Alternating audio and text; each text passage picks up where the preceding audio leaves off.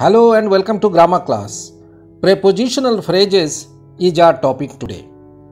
As you know, a phrase is a group of related words that acts as a part of speech and has no subject-verb combination. A phrase works as a unit but makes an incomplete sense by itself. A prepositional phrase consists of a preposition at the beginning and the object of the preposition.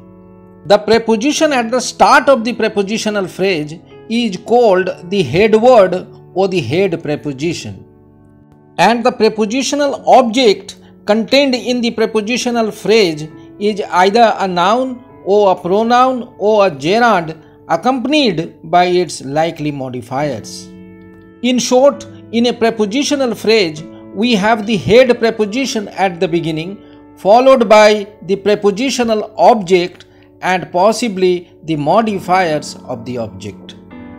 Now see some examples of prepositional phrases on your screen. By him is a prepositional phrase because it has the head preposition by at the beginning, followed by the pronoun him as its object without any modifiers.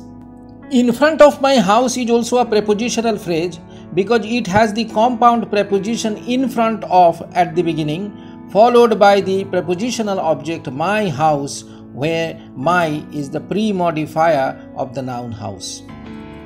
In the meantime is also a prepositional phrase because in is the head preposition followed by the prepositional object the meantime, in which the is a pre-modifier of the noun meantime. So it's clear that a prepositional phrase has a preposition at the beginning followed by a noun or a pronoun or a noun phrase as its object. Like any other phrase, a prepositional phrase also gives a complete sense only as a part of the sentence. So let's see some examples of prepositional phrases in sentences. There are dark clouds in the sky. Here the prepositional phrase in the sky tells us where the dark clouds are. The ambulance did not arrive in time. The prepositional phrase in time modifies the verb arrive in this sentence. In the sentence they were traveling by train, the prepositional phrase by train modifies the verb traveling. In the next sentence, why are you in a hurry? The prepositional phrase in a hurry completes the sentence. The boy in the red shirt is my brother. Here the prepositional phrase in the red shirt modifies the noun boy. In the last example, at that time we were all asleep, the prepositional phrase at that time is placed at the beginning of the sentence. It tells us the time when we were asleep. From all these examples we understand that prepositional phrases provide important information about a noun or pronoun or adjective or a verb in the sentence. So what are the functions of prepositional phrases in sentences? You see, a prepositional phrase may act as an adjective by modifying a noun or pronoun in the sentence. In such a case, the prepositional phrase becomes an adjectival phrase. Well, the prepositional phrase may also do the work of an adverb by modifying an adjective or verb or an adverb in the sentence. In such a case, the prepositional phrase is called an adverbial phrase. But when a prepositional phrase is used as the subject or the object or the complement of a sentence, it's called a noun phrase. In this way, a prepositional phrase may be used as an adjective phrase or an adverbial phrase or a nominal phrase in a sentence. But sometimes a prepositional phrase may also act as an adverbial conjunct by modifying a whole sentence. Now on your screen are some examples of the different functions of prepositional phrases in sentences. In the first example, the prepositional phrase in the cage modifies the subject noun tiger, so it's an adjective phrase here. In the second example, the prepositional phrase for health modifies the adjective good, so it's an adverbial phrase here. He has been walking for a long time.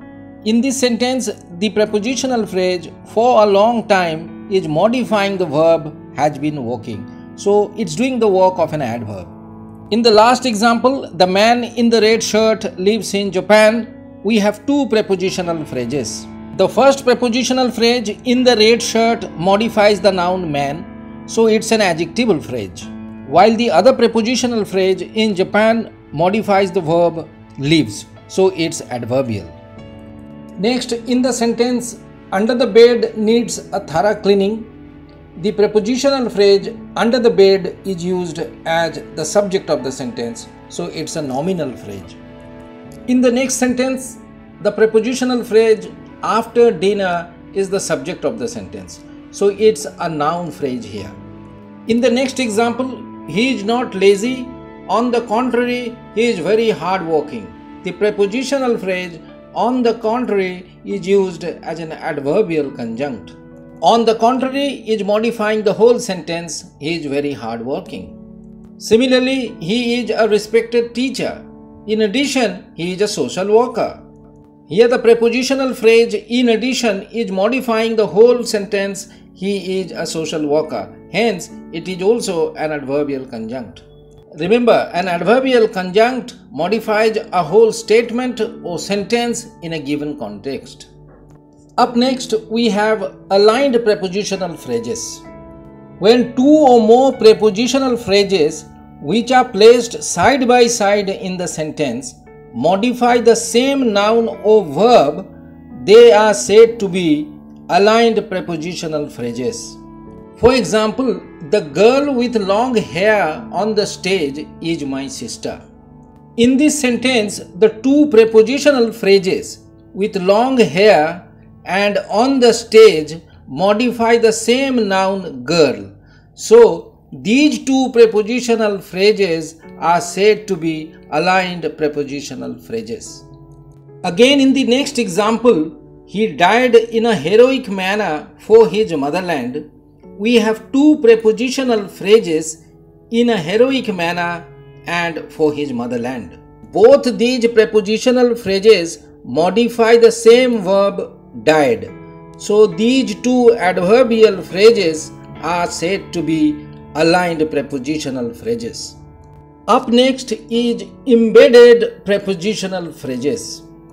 Well, when a prepositional phrase modifies the object of another prepositional phrase placed just before it in the sentence, it is said to be embedded or placed inside the first prepositional phrase. In this way, an embedded prepositional phrase is a part of one long prepositional phrase that consists of both these prepositional phrases. If the definition is difficult to understand, let me give you an example to clarify the concept. In the sentence, please tell me the names of all the students in your class, we have a long prepositional phrase of all the students in your class. Apparently, this long prepositional phrase modifies the noun names. However, this long prepositional phrase consists of two separate prepositional phrases. First, of all the students, and second, in your class. Here the first prepositional phrase of all the students modifies the noun names. But the second prepositional phrase, in your class, modifies the object of the first prepositional phrase, students.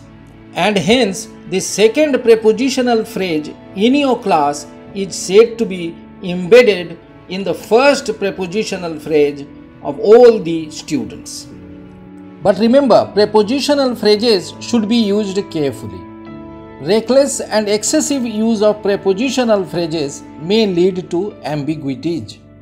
For example, we saw Bob with a gun in the classroom. There are two prepositional phrases in this sentence, with a gun and in the classroom. Does this sentence mean that we saw Bob with a gun when he was in the classroom? Or does it mean that we saw Bob when we were in the classroom? See the next example. He hit the man with the gun. But here it's not clear whether the prepositional phrase with the gun is adjectival or adverbial. Does it mean that he hit the man with his own gun, or does it mean that he hit the man who was carrying a gun? Then in the last example, we were playing with the toys of the children in the room. There are three prepositional phrases: with the toys, of the children, and in the room. The exact meaning or function of the last prepositional phrase in the room is unclear, so the sentence has become ambiguous. Does it mean that the toys belonged to the children who were present in the room? Or does this sentence mean that we were playing in the room with the children's toys? So that's the end of today's class. Hopefully you liked the video. Please be sure to like, comment, share and subscribe to my channel for more grammar videos. Thank you so much.